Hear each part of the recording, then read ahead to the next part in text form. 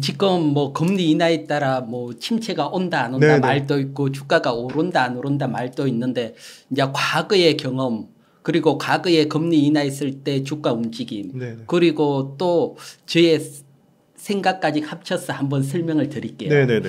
그래서 지금 먼저 미국 기준금리를 보게 되면 2022년부터 강하게 상승 후에 네. 그리고 횡보를 하고 이번에 네. 처음 금리 인하를 했거든요. 맞아요. 최초죠. 네. 그래서 금리 인상을 쫙 하다가 첫 번째 금리 인하를 했을 때 이런 경우 주식시장이 어떻게 움직였는지 과거 상황 일단 그걸 먼저 한번 볼게요. 네네. 그래서 금리 인하 시점부터 1년 후의 주가 움직임입니다. 당장이 아니고. 네네. 그래서 인하 시점부터 1년 후에 미국 S&P 500 주가 지수를 보게 되면 과거에는 와. 거의 대부분 상승을 상승했네요. 했습니다. 네. 1년 뒤에. 네. 가장 최근에 2019년도에도 금리 인하를 하고 네네. 2020년 코로나 위기가 왔지만 네네. 1년 뒤에는 8.7% 오히려 상승을 했고요. 네네네. 위기가 오고 바로 금리 인하에 따라 상승이 나왔다 이렇게 보이고요.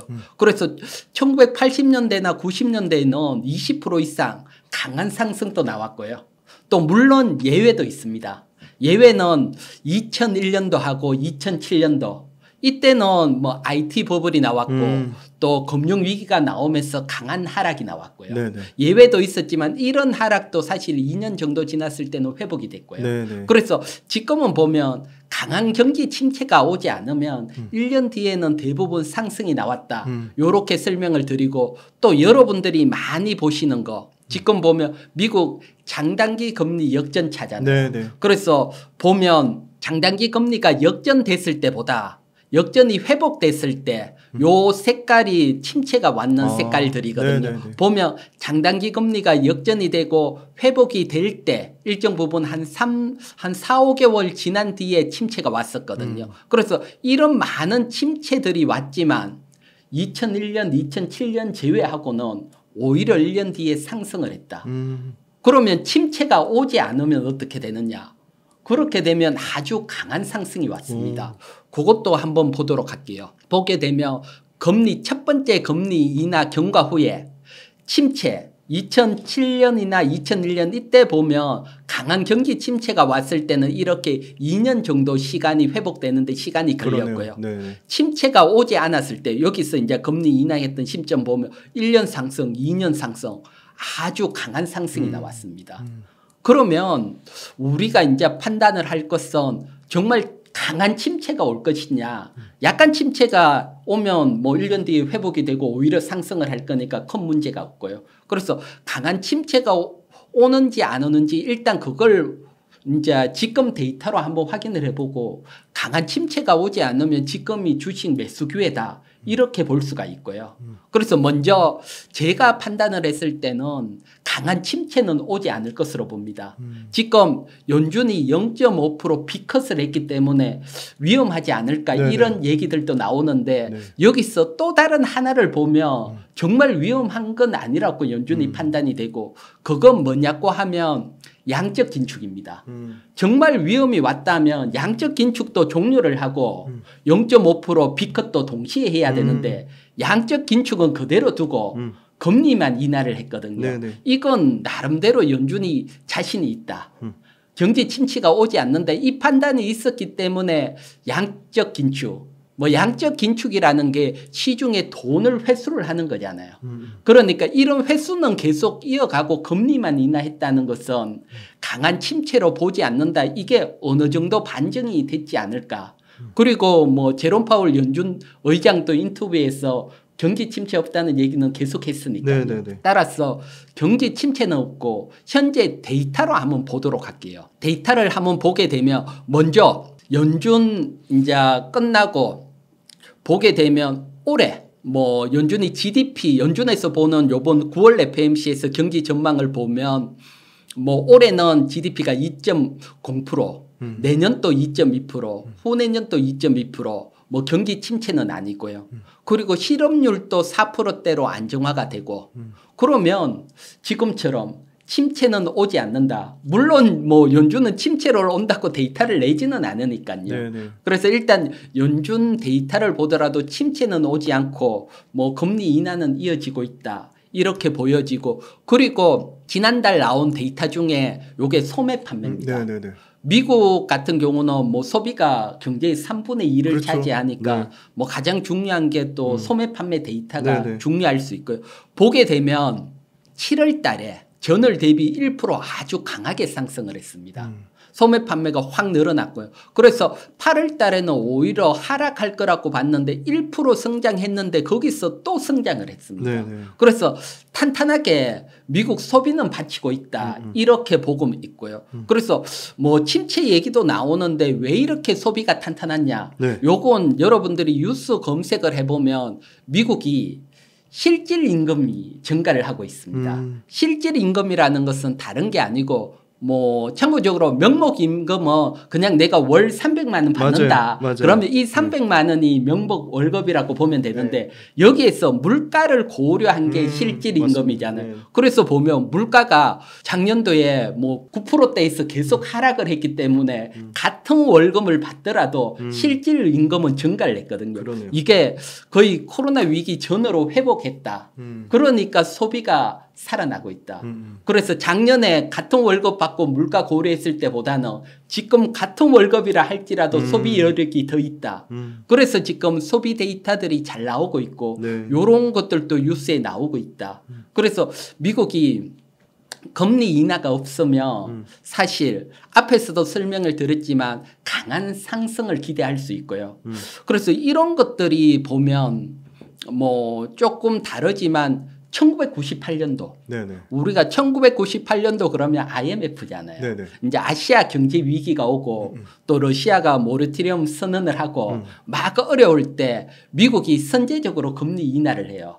그때도 미국이 5.5%에서 금리 인하를 시작해서 1999년까지 4.75%까지 금리 인하를 하거든요. 네네. 근데 IT 혁명이 나오고 미국이 위기가 오지 않으면서 초급등을 해요. 주가들이. 그러면서 오히려 다시 금리 인상을 해서 6%대까지 인상이 들어가요. 그래서 이런 상황도 사실 배제할 수는 없어요. 그만큼 이번에 선제적으로 금리 인하를 했다는 것은 의외로 뭐 AI 혁명이라든가 겹치면서 네네. 다시 강한 상승이 나오고 물가가 올라가면서 주가가 다시 강한 상승 과거에 이런 경험들도 있으니까요. 그래서 위기가 오고 보통 데이터를 보고 보통 후행적으로 금리 인하를 하는데 이번에는 선제적으로 인하를 했기 때문에 네네. 과거 선제적으로 인하를 했을 때 크게 1998년도 이때는 크게 상승했는 이런 케이스들도 있으니까요.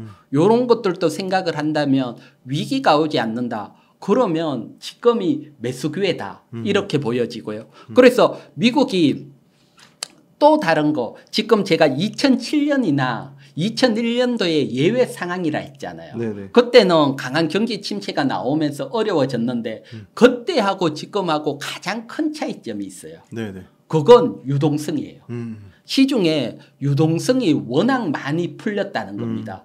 그래서 지금 보게 되면 제가 데이터를 하나 가지고 왔는데 요게 미국 산업은행 직업 준비율 쉽게 네. 말해서 대형은행들이 뭐 미국 연준에다 돈 맡겨놓고 네네네. 언제든 찾았을 수 있는 네네네. 거 이걸 보게 되면 2001년도나 2007년도 위기 때 보게 되면 맡겨놓은 돈이 거의 없었어요. 거의 뭐 바닥에 붙어 있고요. 그러네요. 네. 하지만 지금은 3조 달러 이상 유동성 큰 돈이 있어요. 이렇게 은행들이 활용할 수 있는 큰 돈이 있다는 것은 웬만큼 경기가 좀 둔화되더라도 돈으로 막을 수 있다. 기업들은 돈을 빌릴 수 있고 이때 맡겨둔 돈은 대형은행들이 거의 제로금리 어려울 때 큰 돈을 확보를 한 거니까 대출은 쉽게 해줄 수 있는 상황이다. 그런 측면에서 보면 2001년이나 2007년하고 다르게 이번에는 위기가 오지 않는다. 이렇게 판단이 되고 그러면 시장이 강한 랠리가 나오고 또 뭐 지금은 주식 매수해야 될 타이밍이다 이렇게 보고요.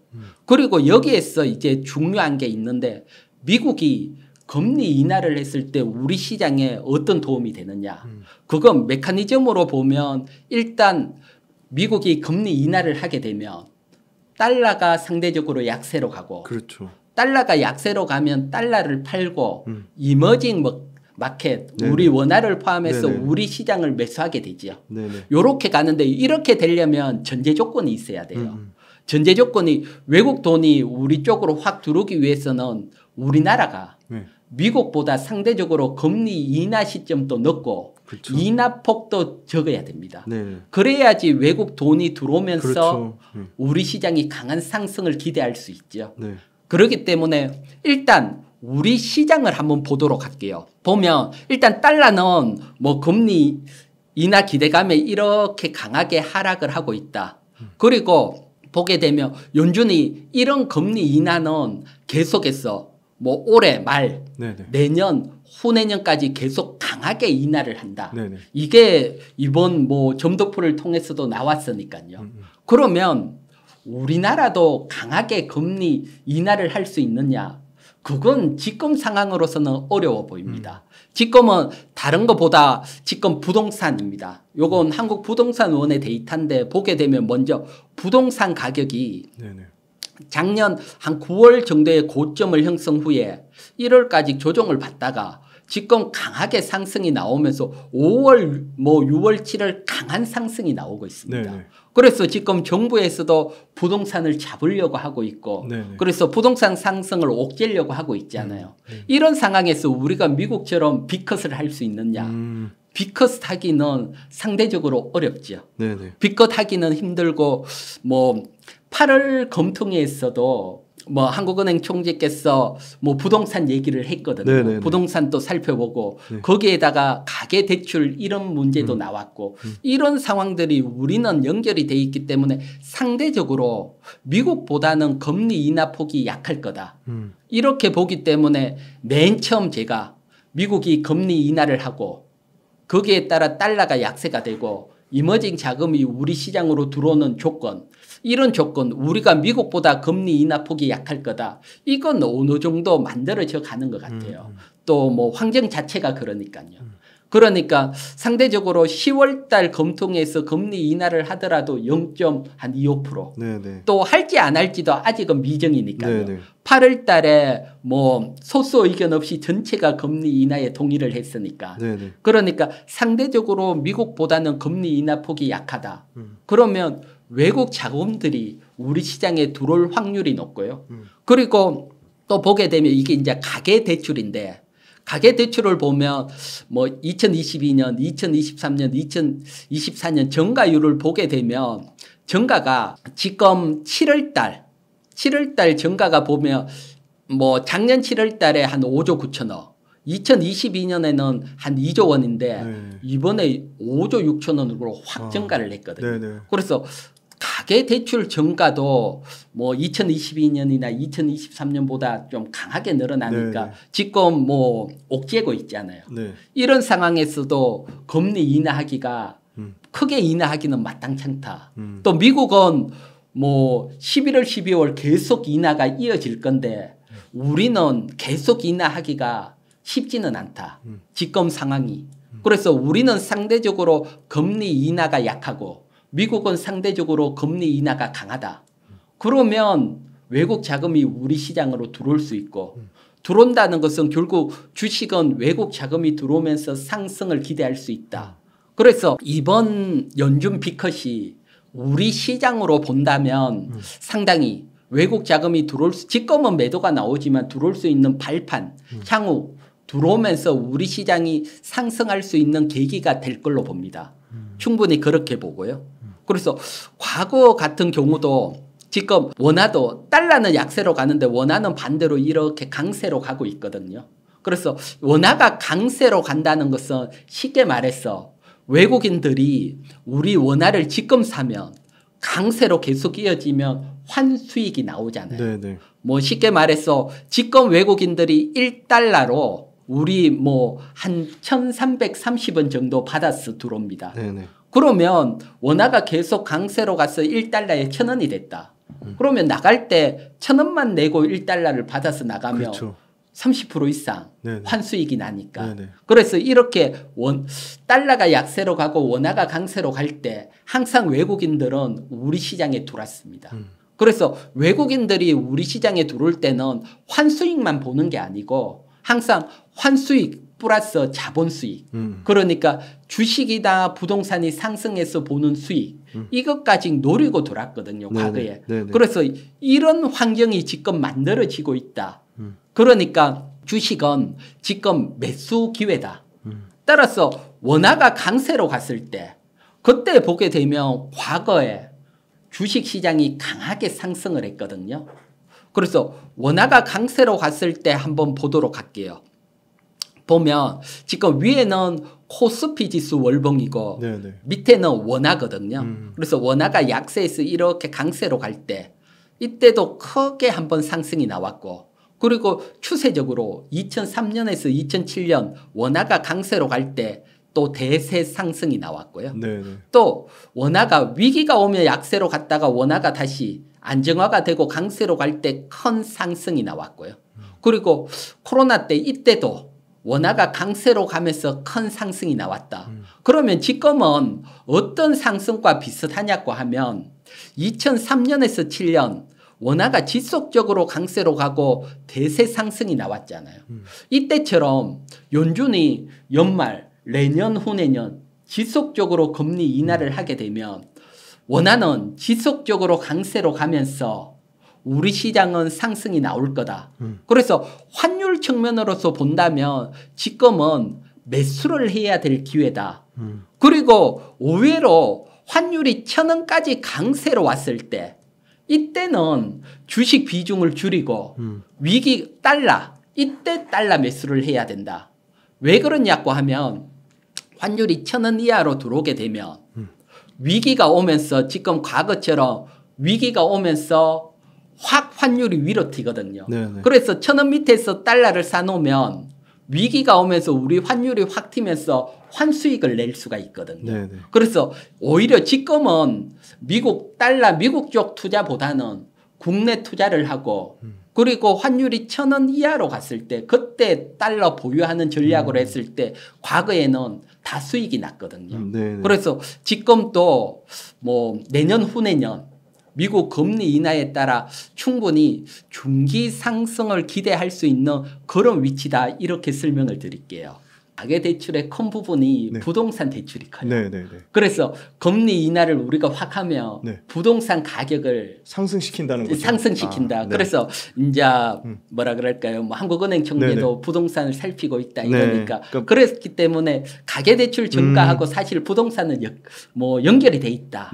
그렇기 때문에 이제 가계대출도 관리를 하는 게 부동산도 옥죄다 이렇게 같이 보시면 되고요. 사실 시중에 돈이 늘어나는 건 주식시장에서는 좋은 거죠. 좋은 건데 뭐 쉽게 할 수 없는 환경이다 아직은. 그리고 부동산이 뭐 계속 상승을 하고 있거든요. 그래서 이런 환경이 미국하고 비교를 했을 때 우리한테는 오히려 도움이 된다. 이렇게 설명을 드릴게요.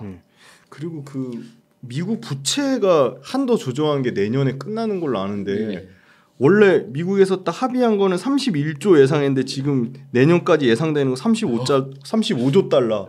그럼 이거 부채 이거 심각하게 이거 경기 침체 못지않게 이게 부채 이거 터지면은 내년에 미국 증시도 어려운 상황에 올 수도 있지 않을까요? 근데 보면 부채는 이제 항상 2, 3년마다 항상 높여왔어요. 항상 올려왔다는 항상 거죠. 미국이 뭐 빚내가 사는 나라니까 이번이 특별한 게 아니고 한 3년 전에도 그랬고 그 전에도 그랬고 그 전에도 그랬고. 그럼 이거 25년도에 한도 또 상향 조정을 또 상향 조정을 해요. 왜 그러려고 그러면 달러를 찍어내기만 하면 되거든요. 미국은. 기축통화라서 가능한 거잖아요. 기축통화라서. 그래서 사실은 여야가 합의하는 게 사실 어렵지. 그 합의할 동안 주가 상승이 좀 이미 뭐 조정을 받고 이 정도지 이게 문제가 된 역사는 없어요. 항상 뭐 합의해서 부채 한도를 늘렸기 때문에 늘리면 또 돈을 찍었어. 또 다시 돈을 찍어내는 거니까요. 그래서 사실 뭐 그 시점에는 큰 문제가 될 걸로 참 큰 많은 뉴스가 나오지만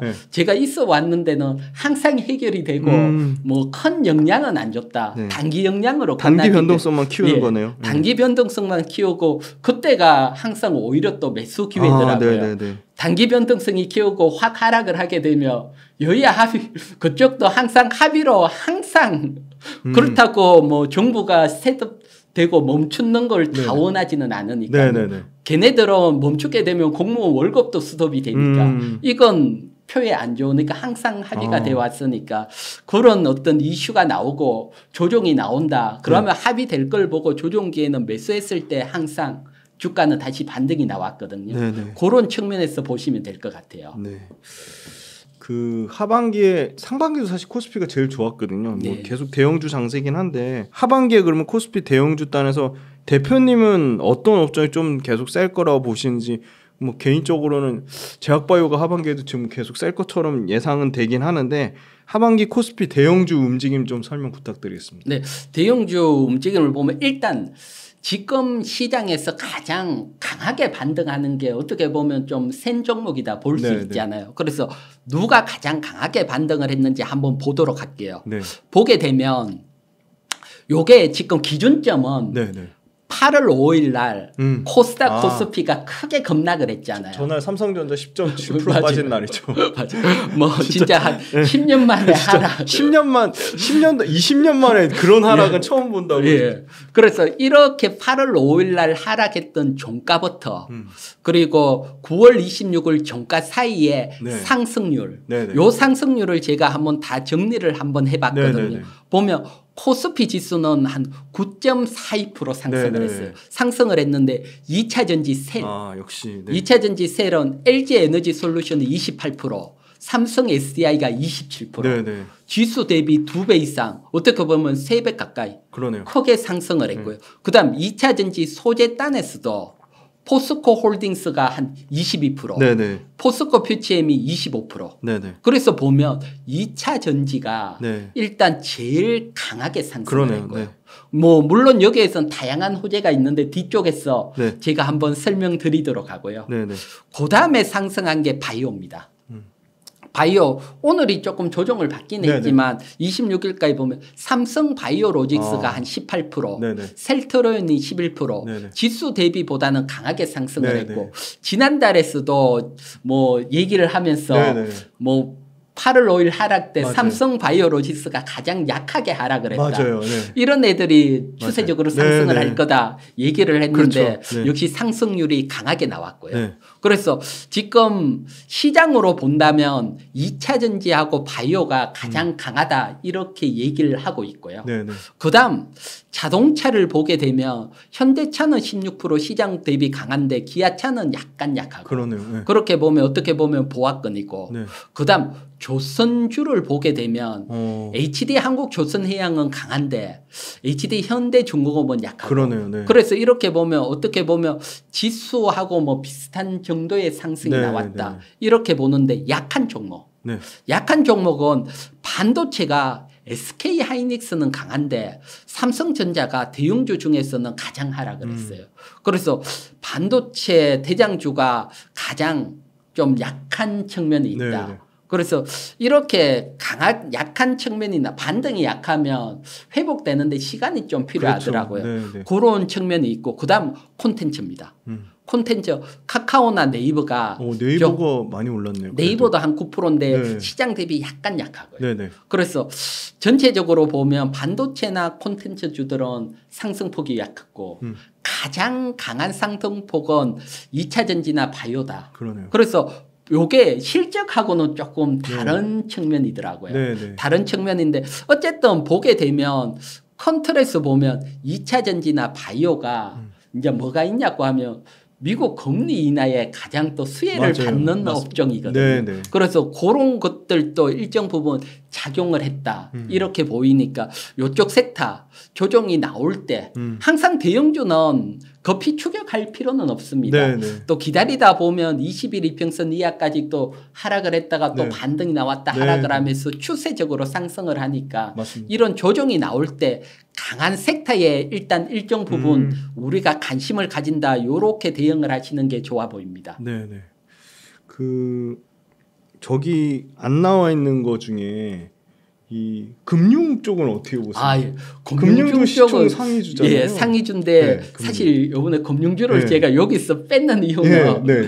일단 그렇게 좋아 보지는 않습니다. 왜 그러냐 하면 변력지수에도 다 빠졌죠. 예, 네. 그래서 네. 일단 금융주가 사실 성장 측면에서 보면 성장은 안 돼요. 우리나라가 맞아요. 사실 성장이 없죠. 예, 성장은 없는 주거든요. 네, 네. 점포가 더 이상 늘어나기는 그렇죠. 않고 그렇죠. 오히려 줄어들고 해외에서도 뭐 잘하고 있는 금융이 없잖아요. 없으니까. 네. 그래서 일단 성장이 멈추면 그 외에 다른 걸로 상승을 해야 되는데 맞습니다. 외적으로 지금 뭐 네, 설명을 드리듯이 밸류업 네, 네. 효과가 이제 크게 보기는 그죠. 어렵다. 끝났죠. 예. 그래서 밸류업 효과도 보기는 어렵고 그다음 또 다른 것은 금리 인하를 하고 인하기로 접어들거든요. 네네. 이렇게 되면 아무래도 뭐 예대 마진이나 실적이 지금보다 증가하기는 쉽지 않다.